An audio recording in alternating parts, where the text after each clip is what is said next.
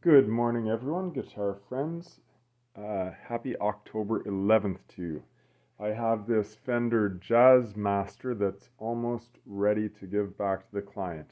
I corrected a lot of fret issues, so I'll try and bring this camera in. It's on the tripod. I'll try and bring it in for close-up. You might be able to see some dust there that I'll vacuum up because I just dressed the nut slots.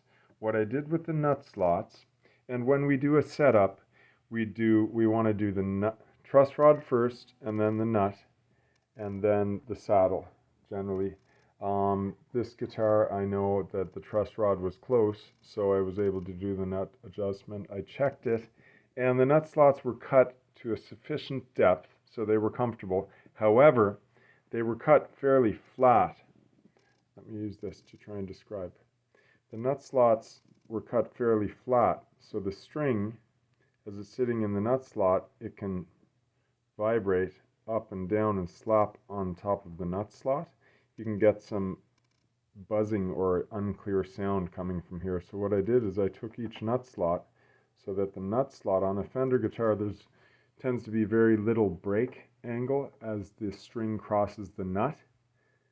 Right, you can probably see the break angle there. There's just a little bit. So what I do is I cut the nut slots to match the angle on the headstock side and just lift it a little bit from that. But what you want is on the vibration side, you want a clear point of vibration. If you see where I put the edge of the rule here, you want it to vibrate from the front end, from the leading end of the nut. You don't want it to vibrate from here because then it can lift up and slap down on the flat portion of the nut slot. So what you don't see in the nut slot is the bottom of it, but that's the most important part, that and getting the correct width. So moving on, you can see the frets. These frets have been fully leveled and re-radiused and polished. I cleaned the fingerboard, so all the fingerboard gunk is gone before I begin the operations. So the fingerboard's been treated with fingerboard oil. I use Dunlop 65.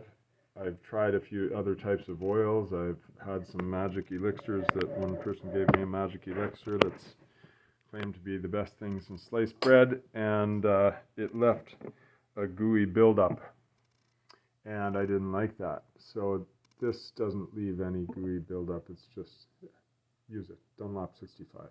And I don't make any money for selling their products. So what I'm going to work on now, you can see I've already got a little Allen key there ready. We're going to I check the nuts. Let me show you how I do this, okay? Here's how we check the nut slots. Let's see, the camera should be pretty good right there. So we'll do it in order. I'm going to adjust the truss rod. I'll pull that Allen key out. Here's how I do it. We don't need any sort of specialized notched, straight edge that shows us the fingerboard. It really doesn't matter about the fingerboard. Think about it. Scalloped frets. Doesn't matter if you're on the deepest part of the scalloped fret or the edge of the scalloped fret or the space between the frets. What matters most is the top of the fret surface. So the top of the fret surface. So for checking the truss rod adjustment, we actually have 6 straight edges, 6 strings. What I do is I fret it at the first fret, then I fret it where the heel begins. So right now I can see the heel is beginning actually on the 13th fret, so I'll fret it at the 13th fret. Then with a stray finger, I'm going to press halfway between. I can see the deviation, how much the string travels, and I'm going to guesstimate this is right now about half a millimeter, or just shy of half a millimeter. And then I'm going to do the same thing on the high E, and the reason is different fingerboards sometimes show a discrepancy from one end of the fingerboard to the other. And I'm going to do the same thing on the inner strings, a couple of the inner strings, just to check. And That's pretty consistent. I know that I can tighten up my truss rod a little tiny bit. As a general rule of thumb, take your high E string. That's from about a high E string thickness to a high B string thickness, first or second string thicknesses. That's about all the deviation you need. Some people play with a bit more truss rod than that, but if your frets are done really nicely, you don't really need much deviation, and you can set the action nice and comfortable all along the neck. Okay, you can see what I've done there, little tiny handle to help me get some torque on that. The Fender guitar here, I like the fact that it is adjustable from the headstock. Much more functional than having them adjustable from down here, because when the old traditional Fender necks that adjust from the base of the heel in here, you either have to remove the pick guard, which means loosening the strings, or you need to remove the neck, which requires loosening the strings. So basically you're taking the string tension off, loosening all the strings, you're making the truss rod adjustment, putting it back on, and then tightening the strings up again. Then you have to check again. And if you didn't hit it perfectly right, then you got to repeat that process one more time. So any truss rod that requires removal of string tension is not the best, let's say, okay, to try and avoid any really derogatory terms. So you can see I adjusted it there. This one's good. What I wanted to show you is this is fairly short, right? And if I try and go in there, I'm actually hitting the wood here around. They did a nice, beautiful look here too. I like the wood insert that they have. But the nut is recessed enough that this short Allen key won't reach it very well. You can see actually here, I don't know if we'll see in the video, but you can see where someone's marred the edge of this in the past operation. Right along there, the top edge, because the Allen key, as you put it in, see how it hits? It hits the wood. So that's why I've opted to go this way with the truss rod Allen key, and then I can use this to give me the torque that I need to twist it. And another thing I'll point out is sometimes you do need to loosen the inmost strings, the D string and the third string. Loosen them and pull them out of the string slots to give you more space to turn the truss rod, depending upon the headstock configuration. This one, thankfully, for now, I don't need to loosen these strings or remove them from the nut slots. So I'm going to check this again. Since I've adjusted it slightly, I'm going to check what that adjustment did to the guitar. Same process I showed you before, fretting at the 13th and the first frets and pressing down in between. I can still give it a little tiny bit more. Okay, here we go. Make sure it's seated properly. Give it a bit more of a turn. So far I've given it probably a quarter turn total, and I'm going to give it a little tiny bit more, probably about a third of a turn, and I'm going to back it off just a tiny bit there. And then here's a trick. Make sure it's the neck only. You're not putting any pressure on the body. I'm just giving the neck a bit of a flex using this. I don't want to put tons of weight on it, but that can some truss rods are slow in translating the adjustment into the neck wood, and so that can help speed up that process. Now, this truss rod is set up for ultimate, low action, medium action setup with maximum comfort. Next thing I'm going to do, I already checked the nut slots, but I'm going to show you how I check it here. I fret on the wrong side of the second fret. Now, make sure when strings are new and they're stiff from the package, I like to press down just on the playing side of the nut. And that makes sure that if the strings are holding any stiffness, here's the nut, the strings are holding stiffness, so they're going to read that this, my finger is representing the string. They're going to read as if the nut slot was cut higher because the string hasn't been flexed down and it's not riding parallel yet to the fingerboard. Okay, just one small note. So I call this priming. I prime the strings before I do a nut adjustment. Otherwise you can get false readings and you can end up cutting your nut slots too low. So here we go. I've just got a hair above, a hair above, a hair above. Usually on Fenders I like to cut the third string nut slot, leave it a little bit high. And yeah, that's a nicely set up nut. So the nut's done. Now I got to check for the final action. Okay, the 12th fret action, I have a rule that starts exactly, the flush point is the 0. It's nice and true. It's a Canadian company, Lee Valley. That's their Veritas brand. It's actually a very nice tool. And I notice my high E string is riding at about 1.3 millimeters. So I'm putting, I'll try and show it to you guys here. I'm putting the rule behind, let's get some light. I'm putting the rule behind the string and on top of the 12th fret, and then I'm reading where it is. So that reading I got about 1.3 for the action height, and that's a little bit low for standard. So what I'm going to do is this bridge, I'm just going to look at the camera, yeah, I'll show you the bridge a little bit closer. So this bridge is, in a sense, it's kind of like a Gibson bridge where you've only got 1-2 adjustments. You don't have the individual height adjustment for each saddle. So the radius is preset. You can change it, but it's a dirty trick, and you have to end up filing your slots to change your radius, which I don't recommend.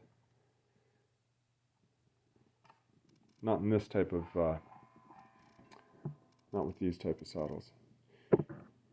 Gibson saddles, yes, it's a good idea to trim them when they're new, once the bridge is new. Okay, there we go. So I tightened that up a little bit to raise the action a little bit on the high E side, and I want to go probably about 1.7 or 1.8 on this guitar. Yeah, there, that looks nicer. Now I'm going to check each string and see how Fender did matching the radius.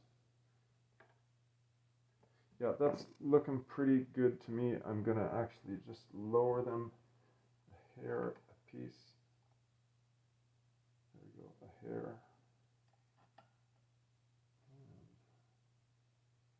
And a hair. I'm going to check again. That's riding right on 2 millimeters down low there, and that action is nice. I'm going to take down the low E just a little tiny bit. Again, and that will just about do it. Yeah, there we go. So we might be like 1.95 millimeters for the low E. Next, what I'm going to do is the intonation. Now that I have my truss rod adjusted, the nut I've confirmed, and I've adjusted now the saddle heights, now I got to adjust the intonation. So the intonation is an interesting thing. There's a lot of voodoo about why it does that, but if these guitar strings, as they were physically vibrating, if they were vibrating perfectly mathematically, then there'd be a pivot point, a fulcrum here, right at the edge of the nut slot, and there would be another pivot point right here. And so if you press this, you should raise the pitch by perfectly a half, and the strings should be, the length from the 0 to the 12th fret should be the same as the 12th fret to the saddle here.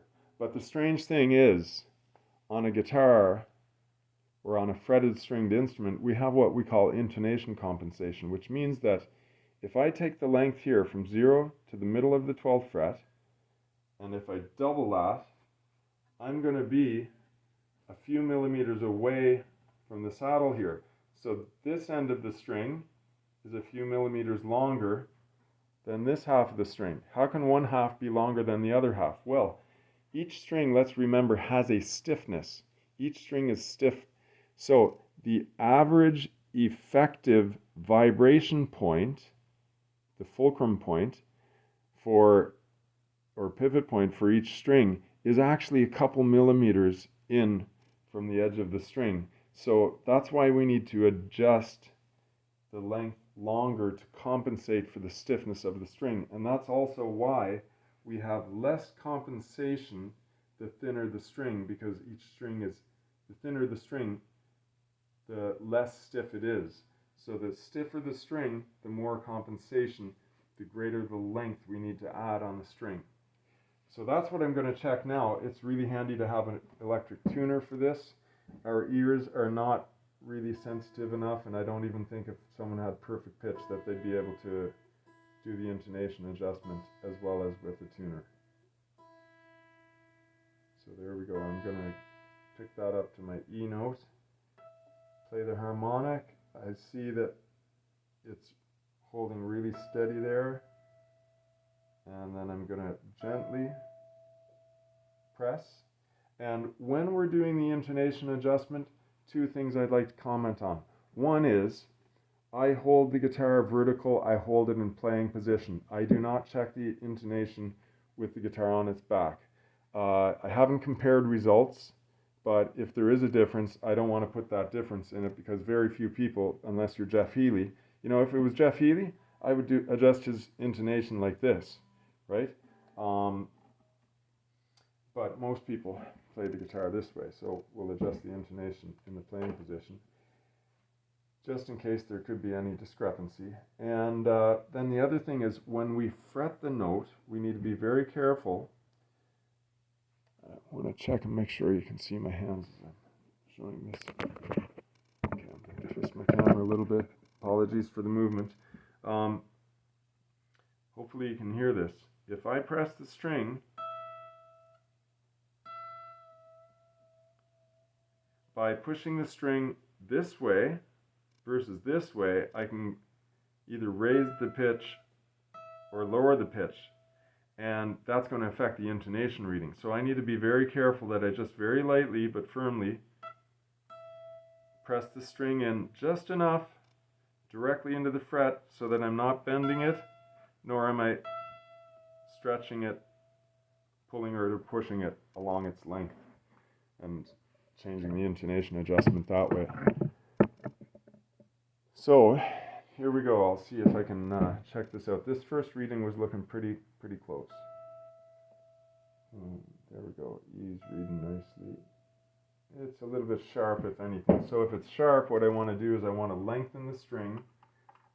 And this one, thankfully, they've got just a nice Phillips screwdriver. You can adjust that easily.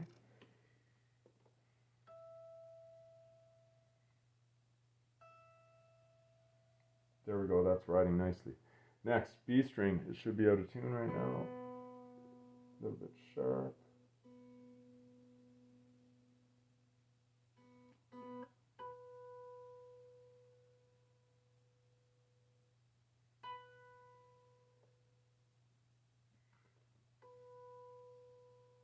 Okay, that's riding right on the 0.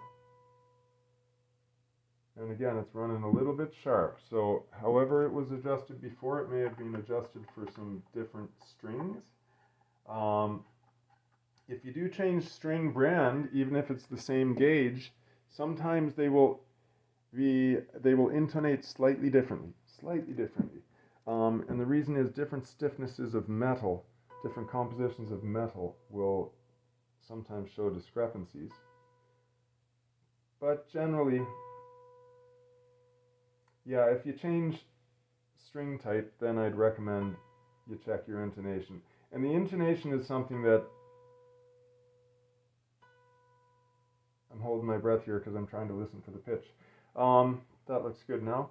Uh, the intonation is something that, as a user or as a guitar owner, as a guitarist, it's something that I recommend learn how to do it. If you play electric guitar, learn how to do it, learn how to do it right. Then you can keep your guitars in correct intonation, uh, even if you change string type or string gauge or whatnot. Another tip about changing string gauge: if you change your string gauge to a heavier gauge, what you're going to do with the truss rod adjustment is, here I'm simulating a bow of a truss rod here. Um, you change to a heavier gauge, it's going to pull more bow because of this extra string tension. It'll pull more bow into the neck. So you need to compensate for the heavier string gauge by tightening up the truss rod the appropriate amount. Now, if you have a heavier gauge on, and here's my truss rod again, you have a heavier gauge on and you switch to a lighter gauge, boom, the neck is going to straighten out a bit because it has less tension on it. So you need to release tension on the truss rod to set it into the ideal truss rod position again. Let's move to the third string. There we go, G note.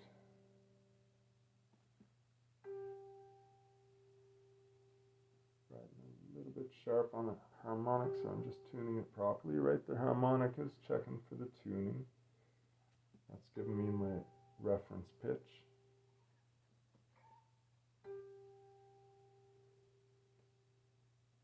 They're really touchy tuners on this thing.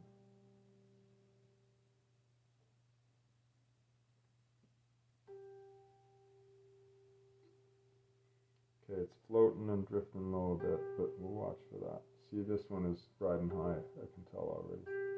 That's riding high as well. So we're going to pull that in, and that needs more of an adjustment than the other fella needed. So I'm going to pull that back a lot. It's nearly at the end of its spring. Okay, it's riding a bit sharp there. Gonna watch this. That's riding a bit sharp, but it's looking like it's similar. So there we go.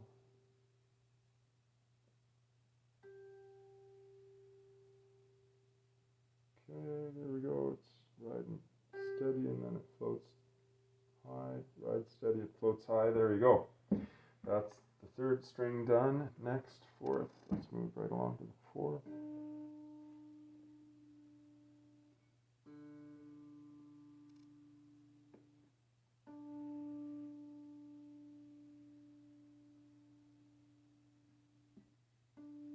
Okay, there's my harmonic. Riding really steady. And you can see that, I hope you can see that on the screen there with the tuner blinking. But that was pretty clear that it's sharp. So because these are so sharp and everyone is sharp, I'm just going to give them a little blast, because I think the other strings are going to ride sharp too. So I will pre-adjust them to my guesstimate, and we'll test them anyhow and get them right.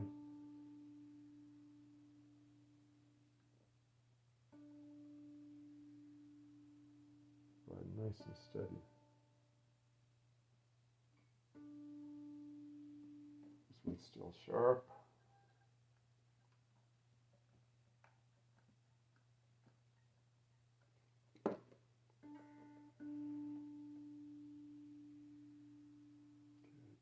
Riding steady, but just above zero. Riding steady, just above zero. Nice. So that one's done. Here's the A string, the fifth string.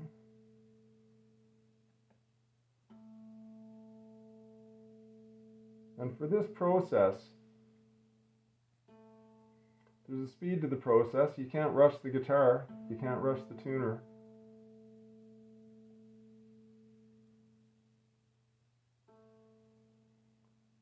So you just got to be patient. That one's still riding a bit sharp. No surprise there, eh? The whole guitar was sharp compared to these strings.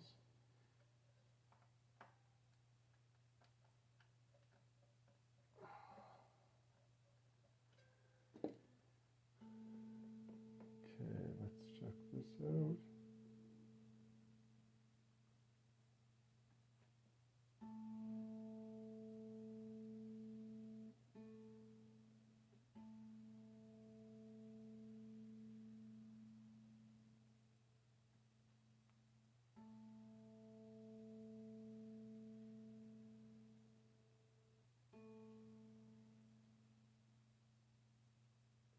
Yeah, they're riding on 0 and then just a bit flat, both of them. And then next, here we go, last string, E string.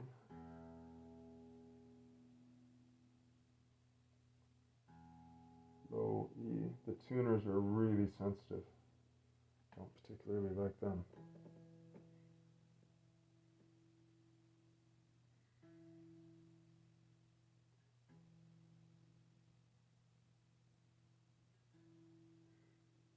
Okay, and that one I can release a little tiny bit.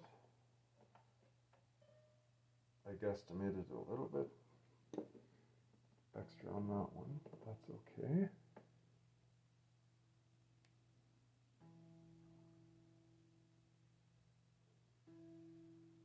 There we go, and that's showing really nice. So now the guitar intonation is done. Make sure you turn off your battery powered devices, as I didn't yesterday, or not yesterday, last week. And so my batteries were running low, not fully out, but I changed them anyhow. Now, here we have a Fender Jazzmaster that had its frets redone to address some neck. How can I say it? I guess most people would call it a neck warping issues, and I'll explain that in a minute.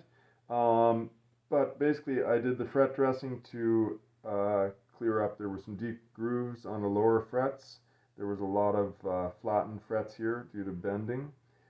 It was totally fretting out up here on a few strings, and then some of the frets here there were a few frets here and there, but especially up here there were some high frets, and I'll explain about the neck warping here.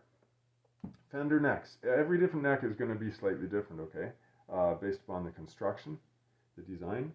So you can see a standard Fender Electric neck is a bolt-on neck or a screw-on neck, and it's got what we can call the heel here. Now, the heel is stiffer than the rest of the neck. It also has a truss rod installed inside, and they're usually they were traditionally compression truss rods. I don't know exactly what type they put in here now. I think they still do the compression truss rods, which means you have a rounded fillet of wood, and a metal steel bar goes there, and you just tighten the nut on the bar, and it tries to put some pressure onto that banana-shaped sliver of wood that's in the back of their neck. Okay, they cover the trough there. So you've also got it on this truss rod, which adjusts at the headstock. There's a lug inside underneath the neck that the truss rod attaches to, such that it doesn't spin while you're tightening the nut. So because of that extra thickness of the wood here, and because of the lug, and because of the way the tension is pulling on the neck and the tension is being resisted by the truss rod, you end up getting a warp of a Fender neck that, I'll go this way maybe, make sure we see it better. So you get a warp on a Fender neck that comes down like this, a nice gentle curve, and then you have kind of this, sometimes a high point here, and you get a bit of a rise in comparison to the geometry here.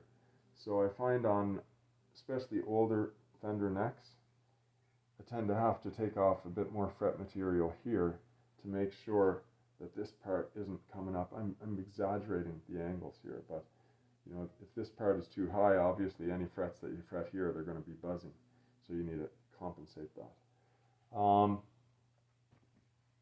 So there we go. There's a setup, and playing nicely. We got the new frets in, polished the frets, polished the fingerboard. I cleaned the electronics here because these guys were getting old, and this one was really stiff, so it had some sort of corrosion in it. And just fixed that up, tightened up the output jack, cleaned up the whole body of the guitar, tightened up the nuts on the tuner holders there. So now we have a guitar.